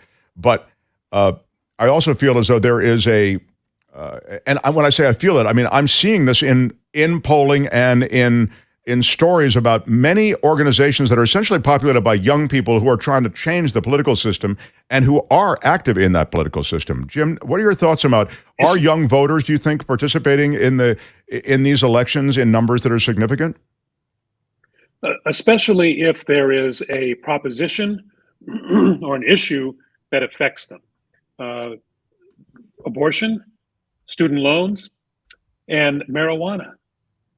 Those type of things, if you get those, one of the smartest things that the Democrats did was put 5 propositions across, or They didn't put all 5. They put 3 propositions for abortion on the ballot in very key states like Michigan. The next election in 2024, they ought to do something similar to that. And they ought to. You're saying for marijuana, enshrining a woman's right to reproductive rights. That's what you're talking about when you say for abortion. Right. And that causes women to come out and vote for that. And so when they're in there voting for that, who else do they vote for? They vote for the Democrat who supports that. So next time, we ought to see marijuana legislation in propositions across the country. Where are my weed smokers at? Yeah. Absolutely. Those weed smokers will come out and they will vote for that proposition. And while they're there, they're going to vote who they're going to vote for. The Republican who's going to say no to that, or they're going to vote for the Democrat who says yes. So doesn't anybody bet a weed? Yeah. And by the way, that's motivation. I think that's a great point. And it's one, frankly, that I hadn't thought of, which is that, you've got to essentially, there are inducements that can be reflected with what's on the ballot, that once you're involved in the election process, you then begin to participate in some of the other options you have. Such a good point. By the way, just because I mentioned it, I think yesterday, Kim, in relation to Colorado, with the psychedelics on the ballot there, medicinal psychedelics, and you were saying, I think in your newscast that it's close, right? But it may pass in Colorado. It may pass. Yeah, it's closer than they thought it would be. So it's definitely got a shot. They're still counting. What is that? Mushrooms? That kind of thing is going to be. Yeah, right. Yeah, exactly. But Denver's a kind of a crazy place as it is. But okay. I wanted to bring that story up that I just spotted. And I wonder, Jim, specifically, you're talking about younger voters and trying to change the way we vote and think about things. And then there's this article from NBC, which talks about ticket splitting voters making a difference in this election, that many voters split their tickets between different parties in these high stake races for governor and Senate. And that according to NBC News projections, this made a really big difference, that in some cases, ticket splitters were crossover voters backing a Democrat and a Republican. In other, people just voted on that one race that meant something to them, blank. It seems to me like perhaps older voters are. They left it blank. Is that what you said? She dropped out. You said that. So the issue. I get it. Okay.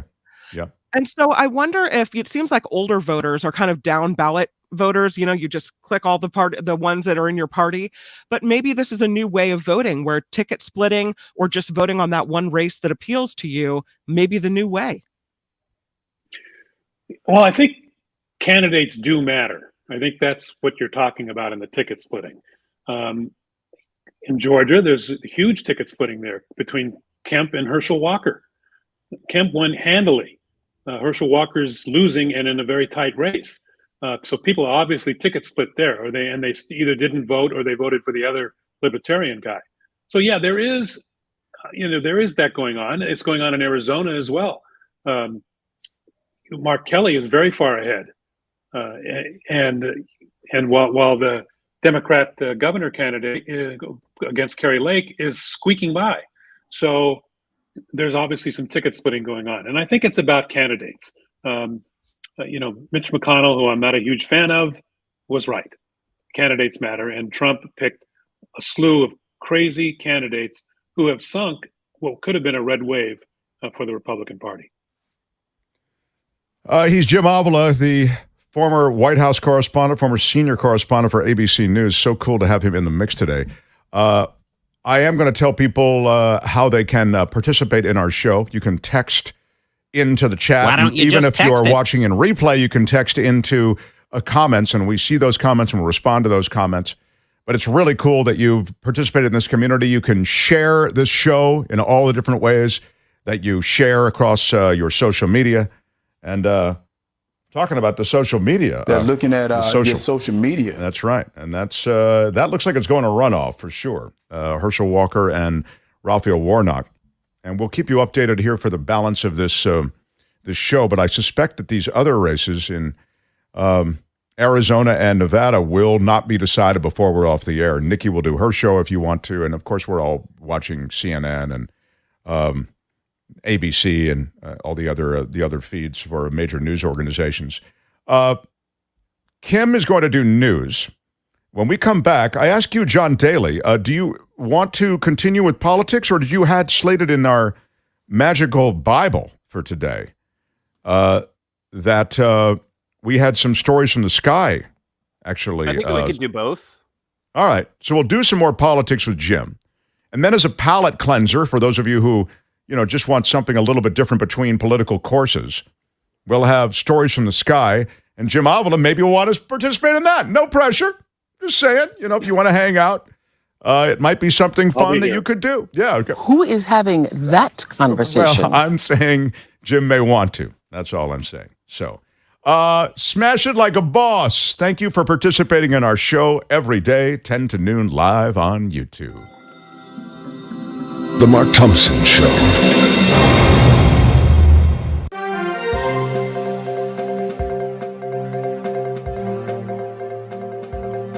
On the Mark Thompson Show, I'm Kim McAllister. This report sponsored by tax attorney Steve Moskowitz at 888 Tax Deal.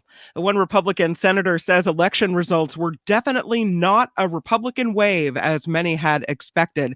Despite that, South Carolina's Lindsey Graham telling NBC he is confident his party will win the majority in the Senate. Right now, there are still key races to decide in states like Arizona, Georgia, and many cheering today the end of negative campaign ads. Experts say the reason we see so many is simple, because they work. Professor Guy Golan at Texas Christian University says polling shows negative campaign ads are unpopular with voters, yet they keep getting used. California is set to add abortion protections to its state constitution, voters approving a measure to make reproductive freedom a fundamental right in the state. It is a response to the U.S. Supreme Court decision this summer that said the Constitution does not protect the right to abortion, leaving the matter up to states. House Speaker Nancy Pelosi praising a Democratic congressman, saying he took an arrow for the party. Republicans targeted New York Sean Patrick Maloney's seat and secured a win for Michael Lawler. According to CNN, Pelosi said on a private conference call with her caucus, the GOP threw so much money at that race for the seat, she thinks it would have been spent in other districts. The race for Los Angeles mayor is too close to call, but billionaire developer Rick Caruso has opened up a little daylight now between himself and challenger Congress. As of early this morning, Caruso had a little more than 51% of the vote, while Bass has a little less than 49%. The general manager of the Oakland A's says the team is continuing to push for a new stadium in the Bay Area. David Forst making the remark yesterday after recent comments from Major League Baseball Commissioner Rob Manfred expressing doubts about whether a deal would get done there. The A is still looking for a new ballpark in either Oakland or Las Vegas. The city of Oakland missing a key deadline last month with the A's to finalize an agreement on the $12 billion Howard Terminal project. And that prompted Manfred's comments. And this report sponsored by tax attorney Steve Moskowitz. For more than 30 years, Steve has put his tax knowledge to work for individuals and businesses. Need help with your taxes? Give Steve a call, 888-TAX-DEAL, or online, moskowitzllp.com. I'm Kim McAllister on The Mark Thompson Show. I've told you, it's never easy being in this business. The Mark Thompson Show.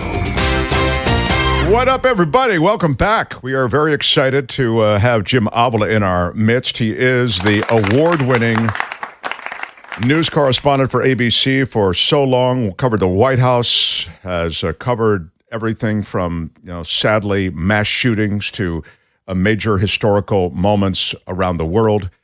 ABC Senior Correspondent and a regular supporter of our show. You can see him. For those who are regulars in the chat room, you can see Jim in the chat room. Jim is a regular contributor to the chat, and he supports this show with listening, watching, and financially as well. So we really appreciate it, Jim Avila. And speaking of financial support, there he is, Elwin. Elwin is a regular viewer and regular donor, helping Kim get her camera. Big shout out. Big shout out to Elwin. Still with one of the coolest names I've ever heard. Thank you, El. 1999. Love it. Thank you so much. And is it Carmela Very $20, Carmela. Thank you very much. Thank you very much, Carmela. Very, very cool of you. Thank you so much. Thank you so much, everybody. Who Harry for $10 with a super sticker. Thank you, Harry. $10 with a super sticker. Jenny Tupper, what up, Jenny? Thank you very much. Yes, thank you, Jenny, for $10. Only 42 likes. I see Mark 852 in the chat today. Here's another donation for that like button. And I ordered my coffee mugs yesterday. Oh, don't make me cry, Sharon. I'm not going to cry. I'm not going to cry, but I'm very excited. And I give you a big shout out. Big shout out. Yeah. Thank you so much, Sharon Kidd. $7.999. Thank you, everybody. 7. Linda Deloney. Most discouraging part of the election, abysmal voter turnout. Worked on 2 campaigns for 6 months. And less than 70% of those eligible actually voted. Linda with a $5 donation. Thank you so much. Yeah, but she makes that point. Thank you for the point as well. I want to talk about voter turnout with Jim Avila. And then we'll get to some stories from the sky. But Jim Avila again, everyone. Jim, what about voter turnout? I mean, it's true, I think, to be fair to those. I mean, to be fair, it would be great if everybody really participated in the process. But midterm elections generally have voter turnout depressed to some degree. There are just fewer people involved. I thought, generally speaking, this was a higher profile midterm election than in years past. Well, I know that all I know right now is that early voting was way up and mail-in voting was way up. I don't think we know yet the total voter turnout situation. I would be surprised if it wasn't approaching what we had in 2020. I think that, again, people were motivated who were not voters previously, that this was a time when Republicans were motivated because they're angry. They're angry at Biden. They're angry at Kamala Harris. And they're angry about their position in life in general, many of them. So they came out. And Democrats had this abortion issue, which motivated them, motivated new voters. There was new registrations were at an all-time high among women and among young people. So, but we don't have the data yet. But my understanding is that my belief is that it was up and did very well. 70%.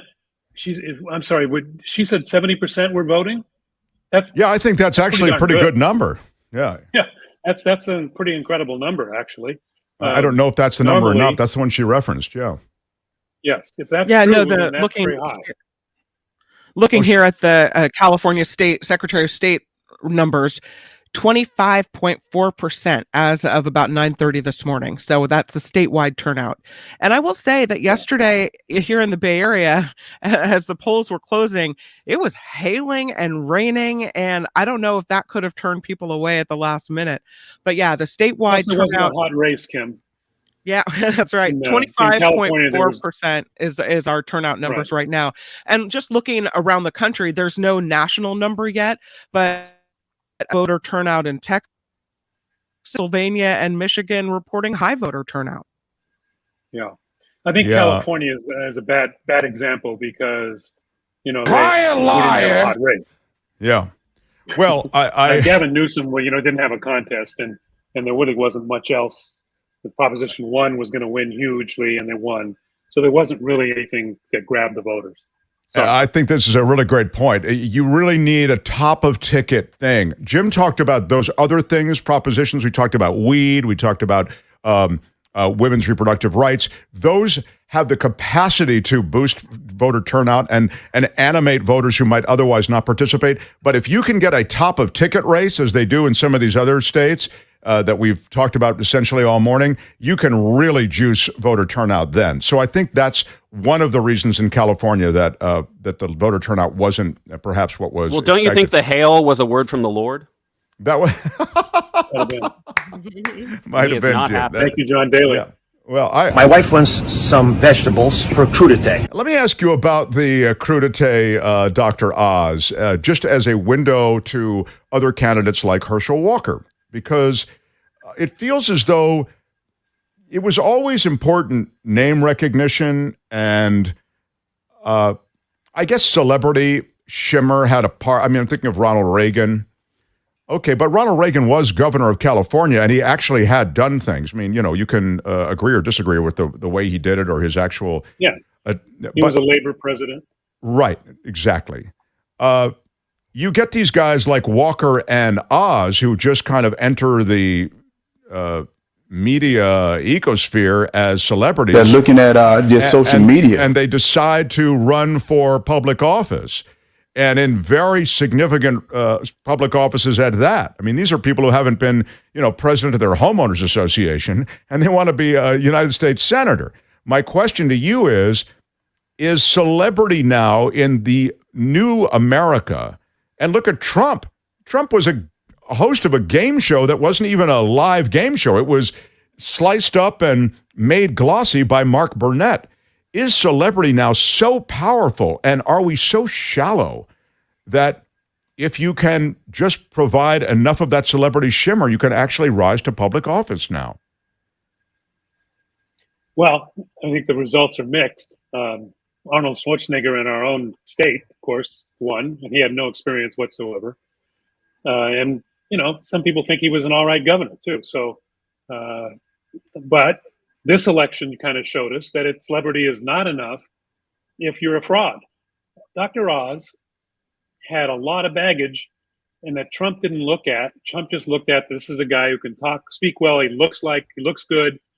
If you read some of the books that are out now about Trump, he is so shallow. I mean, he picks people because they look the part. Right. Dr. Oz didn't live in the state, had peddled all these snake oil things on his show. People respond to that. People did not like it. It was pointed out. Negative ads got him terribly. Herschel Walker, dumb as a stick, as you put it, and I believe he's going to lose.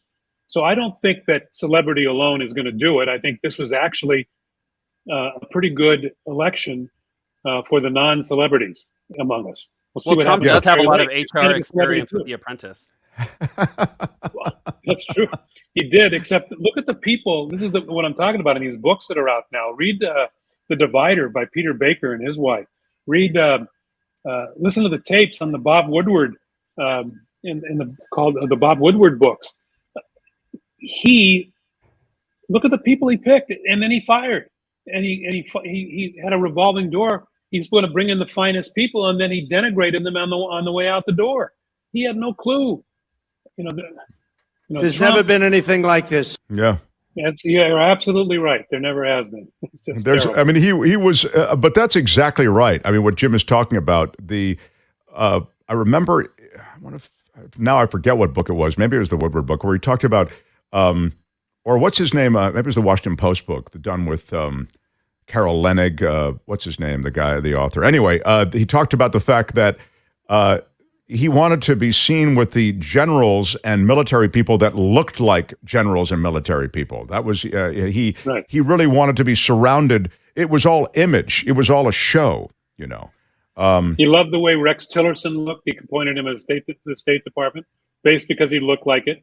Mike Pence, he picked because he looked like a vice president. He looked like a calm, white-haired guy. And, it's so shallow. It's just so shallow. I mean, do I hit it long? Is Trump strong? Huh? Well, Trump's strength actually is waning. And this will be very interesting as he makes an announcement supposedly on the 15th. He almost has to run. He has to run to... Well, I think he wants to run. And, this is going to be a race between him and Merrick Garland, I believe. Merrick Garland may indict him before the 15th. And that should be interesting to watch. Because I think he wants to run. If he announces, it's more difficult politically to indict him while he's a candidate. It just leaves the door open for all the Republicans and all his supporters to come out and say this is political. This has nothing to do with the truth. So I think first Garland couldn't indict him because it was the 90-day window that the Department of Justice has had on the books for a long time, an unofficial memo which says don't affect the elections, don't indict any politician within 90 days. And now he's got another deadline of the 15th when Trump says he's going to run. So if he's going to indict him, if he's got the goods, I'd look for something in the next few days. Oh, that's a really, really great take. Really great take. ABC's Jim Avila, you got a lot of love in the chat room as well. So nice job, Jim Avila. We're going to change gears. I enjoy speaking to them, by the way, on the chat room. Jim is a regular in the chat room, so you've got to participate in the chat live on YouTube. Why don't you just and text you can it? actually interact with Jim, and he's got some great takes every day. I'm pausing because I want to make sure we'll do stories from the sky now, John. Is that the idea? And then fabulous producer John Daly. And then what, John? What? Maybe a mini version. A mini version of Stories from the Sky. Okay. And then what I'd love to do is address the reason I'm pixelated. We're getting a lot of people commenting on the blur and, is Mark hardwired in? And Tony is preparing a statement as to why. Thanks, Tony. Tony is so hardworking. He's amazing. And this is one of those things where there's some little idiosyncratic thing going. Is this what President Biden's speaking about tonight? Yeah, maybe President Biden will address this. Thanks, Tony. I wonder if he'll mention this by name. But anyway, it's a delight to bring something back on this post-election day, even as election results are being tabulated. It's our good old Stories from the Sky. We have clearance, Clarence. Roger, Roger. What's our vector, Victor? Enough is enough! I have had it with these monkey-fighting snakes on this Monday to Friday plane! Everybody strap in! Stories from the Sky leads with this. A weird-looking, fuel-efficient plane that you could be flying in one day. Engineers exploring new radical designs for commercial aircrafts that would use less energy, have lower emissions, but will passengers be willing to board them is what they ask. There you see it. If you're on YouTube, you can take a look. It's kind of cool looking, I think. Unconventional designs, like the blended wing shapes now used for some military jets, combining the cabin and the wings in one piece, have been floated for years as possibilities for passenger aircraft. Now the rise of climate change concerns, emergence of new manufacturing materials have brought a rethink and a step closer to reality for some of these bizarre shapes. You're seeing them on your screen now. Wow. Yeah, they look kind of cool. They look, if you're listening and you can't see, they're, for example, like these manta ray kind of looking planes. Right. Yeah, they look like birds. Yeah. The designs now exist mainly as artist renderings and small-scale prototypes, but they could be set to finally change. There was a competition launched here in America to design and build a full-scale demonstrator. This is a competition set up by NASA. The rules require entrants to target planes around the size of a Boeing 737 that can carry 150 passengers. They want a prototype as early as 2027, and they want it ready for prime time and mass production in the next decade. So that's that. So interesting looking. Yeah.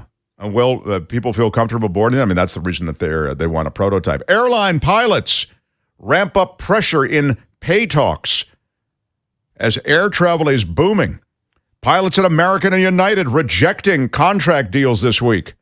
Delta's pilots overwhelmingly voted to approve a strike.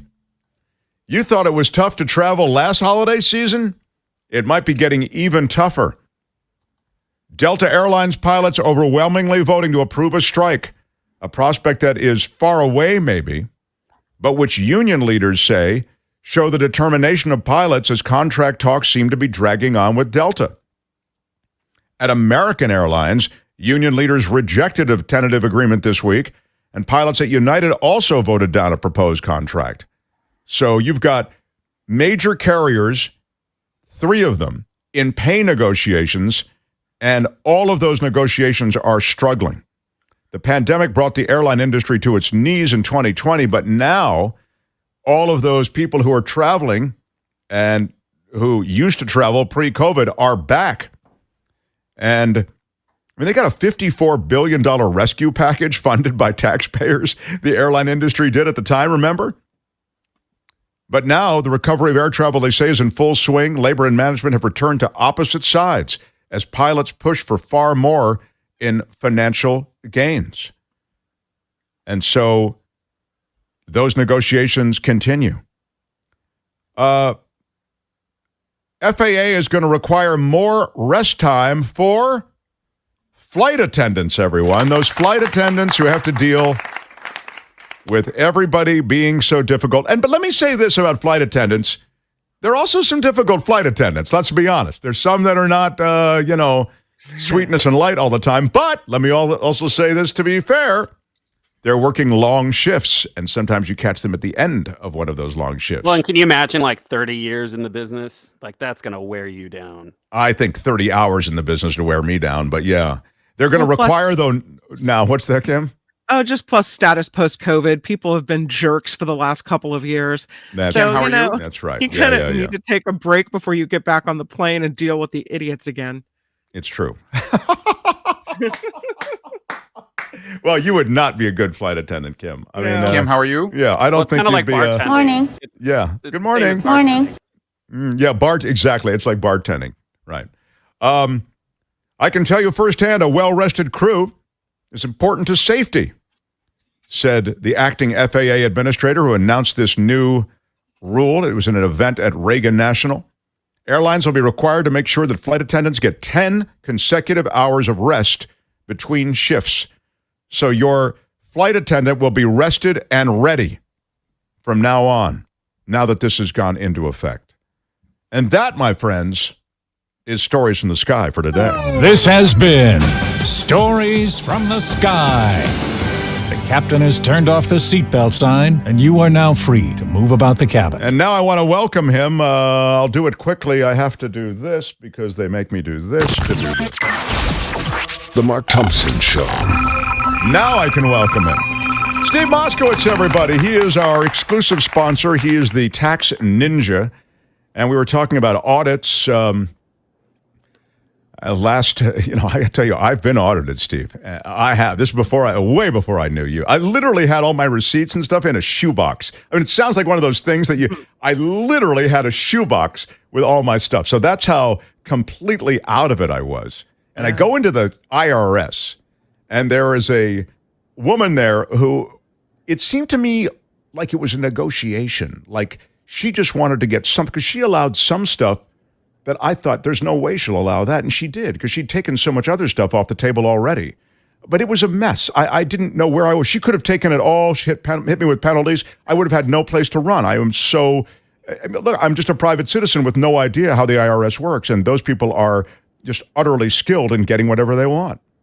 They have a lot of discretion. For example, there are some auditors that if you don't give them the records in a certain order, they'll disallow everything as if you had no records. Wow. Now, that's, of course, ridiculous. But if you don't know that, I've had clients come in with tax bills and say, I can't possibly pay this. And we say, well, how did you generate it? And they'll tell me, I said, wait a minute. You got took in the audit. No. Come on. You didn't have them in the right order. So they ignored everything. But I've seen that plenty of times where if you don't put them in the order they want, they just say, okay, I won't look at any of them. So the bottom line is, if you get it in order, you get extra points. Right. Yeah. You have to know what the tax law is and how it's applied and the procedures. And let's face it, we've dedicated our professional lives to this. And I don't know how to do dentistry. I don't know how to, fix electronics. This is what I know how to do. And especially in our society today, when there's so much knowledge to know, you go into one area and you try to master that, but you wouldn't. Again, I am not giving any dentistry advice because I know nothing about it. But tax is where we devoted our professional careers. And just the way you're treated going in, obviously, if you're dealing with an IRS agent, like any large group of people, there's good ones, bad ones, ones in between, but you don't know it. And again, like boxing, it's an adversarial contest. That auditor might be the nicest person in the world. The boxer might be the nicest person in the world, treats his or her kids great, but when they get in the boxing ring, they're there to knock your head off. And we're there to step in the ring for you and get you the best possible deal, regardless of what you've done within the bounds of the law. You can reach Steve at 888-TAX-DEAL. Definitely check in with Steve on whatever your tax issue might be. Tax planning, tax issues, past tax issues, past returns.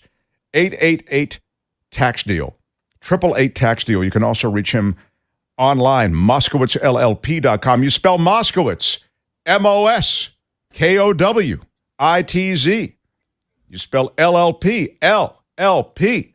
It's Moskowitz, LLP.com. Steve, we love you. We love talking to you. And we will talk to you tomorrow. And thanks again for all the support. Thanks, Mark. I love being on your show. All right. Steve Moskowitz, everybody. Come on. Steve. Yeah, there's something. Why are you yelling? The Mark Thompson Show. I want to finish up before we get back to politics, a last-minute thing with Jim Avila, who's been so cool to hang out all morning. I did receive something else from the Mark Merch people at getmarkmerch.com. I showed you the tumbler. Unbox? Yeah, I showed you the tumbler I received today. Pretty cool. This is the tumbler, which you can get on the Get Mark Merch site, getmarkmerch.com, all the proceeds to support the show. And their hats and their the T-shirt, the KJO and Exile T-shirt. But what I wanted to show you is whatever's in here. And here it is. Again, it comes in this attractive sleeve to protect it, protective sleeve. This looks to be a, I don't know if you can see it through the blurry picture, but here it is. You're making Belinda Weymouth cry right now. It is a Mark Thompson Show bottle opener. That's right. Yes. It's really cool. It has a lot of features that I'd like to discuss another time. You can get it at the getmarkmerch.com. The Mark Thompson Show bottle opener. And so wait, alcohol is involved. Yes, there is. I'd be willing to bet my lunch. I'd be willing to bet my lunch that there's alcohol involved. And Tony, thank you for pulling that up. Thanks, Tony. Yeah. Maybe we should send a few of those to Florida. Yeah. Yeah, we haven't any arrests with the people in possession of a Mark Thompson Show bottle opener, but you can get it there at getmarkmerch.com along with all the other stuff, the KJO and Exile T-shirts and all the rest. I'm going to put it here on the big merch shelf for now. It looks like you can open a bottle with it with the leverage, but also you could the twist-off ones. You could just stick your bottle in there, and it'll save your fingers from having to open the bottle. Nice. No, exactly. What? And you can go into the live chat. There's a lot going on. Kim is right to identify the magical nature of the entire thing. So we're very happy that it's available to you at getmarkmerch.com. I just got mine. You should get yours. Jim Avila has a bunch of our merch, and he's been a great supporter of the show and participating in many shows in days past. Today, so cool to hang out, so generous of him to hang out with us through what has been a long night. And it would appear that as we finish up here, Jim, that the House is in Republican hands, but it's interesting. The media seems chastened in their enthusiasm to kind of declare it so. The Senate's certainly up for grabs, although we've talked about the ways that the Senate will likely go and remain in Democratic control. But it's, it is a razor's edge. Georgia, Nevada, Arizona are the three states that continue in play. We talked before about Fetterman, how important that race was to sort of giving the Democrats a little breathing room. But it may be some time before we know these results. They're very close races, and I would imagine that the results we may not know today. Your thoughts in closing? Yeah, probably not. Maybe at the end of the day, we'll get some more clarity on these things. I think Arizona probably will be done by tonight because they're supposed to be releasing all these votes from Phoenix area very soon. Georgia, we're going to have to probably wait a month till December. Today we take what you can get. We got a reprieve. We got some relief from the insanity. We got relief from a red wave and gloating by the orange-headed monster. So enjoy that. One final thought. If you get a chance, you know who'd be good at this is Josh Mankiewicz and I on at the same time with you. Josh, of course, known now for Dateline and crime stories. He was a hell of a political reporter back in the day in both New York and Los Angeles. Has some very good comments on this kind of stuff. It'd be fun to have him on. I would love to have Josh on. I'll take a run at that. I'm worried that he may not be able to be. So, but he could certainly weigh in. I mean, these takes he can weigh in on. He can give some analysis. He can give some Exactly. analysis. He can't go as far as I do because he's not retired. He's still working. Right. But he can reflect his Twitter feed, which is pretty good. That's exactly right. Josh would be a great addition, and thank you for suggesting that. But you've been terrific today, and we've loved having you. How about it one more time for Jim Avila, everybody? Thanks, Jim. Yeah, Jim Avila. Yeah. Thanks, Michael. Very cool. Thanks, everybody. Yeah, that's right. All right. And I would say Really? that you should smash it with your iron rod. Smash it like a boss for Jim Avila. Want the number of likes to be substantial so we can be relevant in the YouTube universe. So smash. Oh my God. You smash it. Are you kidding me? Yeah. Absolutely smash it. Yeah, smash. Exactly. Absolutely smash. So I'm ready to entertain closing thoughts as we wrap up. Nikki's got a great show today, I'm sure. There it is. Coming up at noon, what we know and what we don't following Election Day. Emily Hoven with Cal Matters is going to join us to talk California races and propositions, they say. Plus, has Trump finally lost his appeal? Wow. This is their new hoax. I don't know. Yeah, it seems though. Sorry about the low number, Mark. There are more than I'm seeing. $9.99. Sharon hits us with a last-minute donation. Thank you so much. Thank you so much. And thank you to Jim Avila. And you look much younger with the video blurred, says Harry. How dare you, Harry? My God, even if that's true. Yes. Grady Kincaid smashed it on my birthday. Grady, again, happy birthday, my friend. We love that you smash. Smash. That's right. Smash. Absolutely smash. Absolutely smash on your birthday. Everybody should smash on their birthday. So everybody's wishing Grady a happy birthday, too, in the chat room. That's kind of cool. Well, I've loved our time together. I will say that. It has been a lot of fun. Tomorrow, Belinda Weymouth with It's the Planet Stupid will have... I'm very unhappy with everything I've heard today on your show. Well, I'm sorry. We've had fun today, I'll tell you that, even as we waited through everything. I'm Shadow Stevens for The Mark Thompson Show. Bye-bye. Yeah. Find us at Mark Thompson Show, The Mark Thompson Show. You got to put the "the" in there. TheMarkThompsonShow.com. You can email us at TheMarkThompsonShow@gmail.com. TheMarkThompsonShow@gmail.com. And again, Patreon. There's a click-through for PayPal. All the ways to support us at TheMarkThompsonShow.com. It's going to be a great day. Good news. The Democrats stemmed the red tide. And until tomorrow, bye-bye.